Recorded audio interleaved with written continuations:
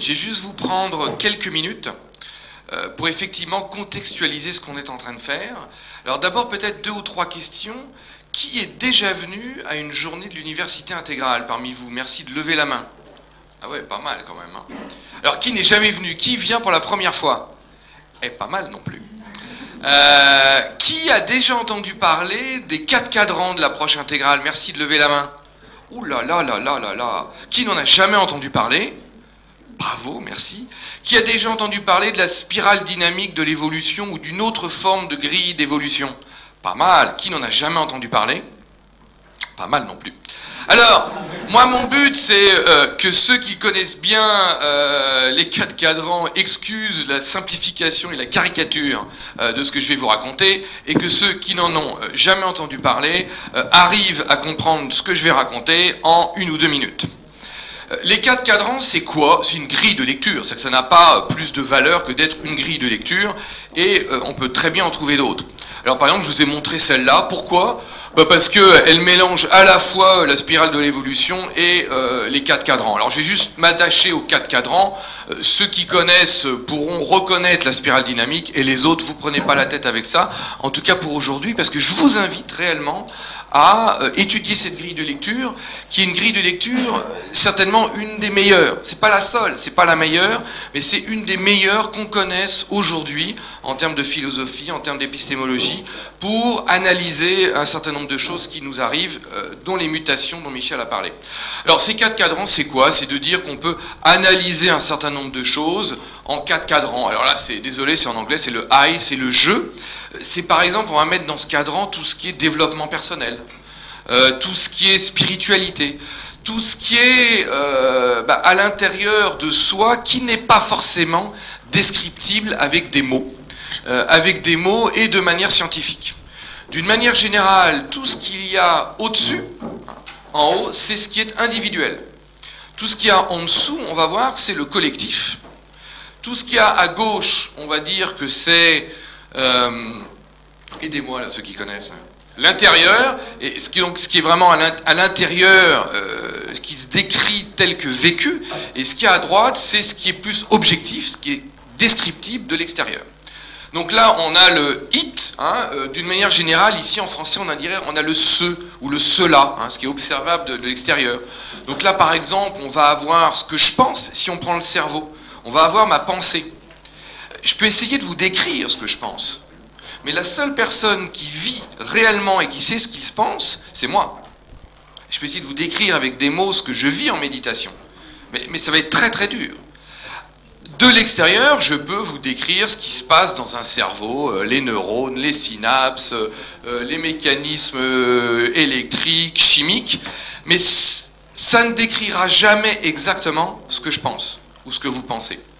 De la même manière, on a l'intérieur collectif, on va par exemple dire que c'est la culture.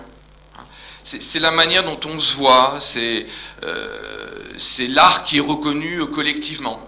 Et puis on a aussi le collectif extérieur. Ça, ce sont par exemple nos modes d'organisation.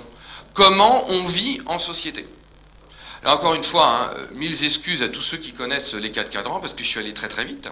Et pour ceux qui connaissent moins, ça permet de dire ce qu'on va faire aujourd'hui. Aujourd'hui, on va parler à la fois de quelque chose dont on parle rarement au sein de l'université intégrale, dont on parle rarement d'une manière générale, c'est de ce cadran-là.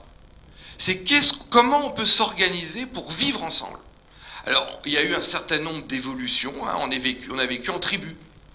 Alors le propre de la tribu, c'est d'être assez limité, parce que si on est plus de 100 ou 200, ça commence à être très compliqué. Et une des choses qui commence à être compliquée, c'est de trouver à manger. Parce qu'en général, on est chasseurs-cueilleurs, donc quand il n'y a plus rien à bouffer, qu'est-ce qu'on fait? On est nomade, on bouge. Mais à plus de 100, plus de 200, plus de 300, c'est très compliqué. Alors on a évolué en société, enfin normalement, la plupart d'entre nous ont un peu évolué, on s'est organisé sous certaines formes de société qui ont permis de pas mal vivre, quand on faisait de l'agriculture, de l'élevage. C'est aussi les formes de société qu'aujourd'hui on peut penser arrivent à une certaine limitation.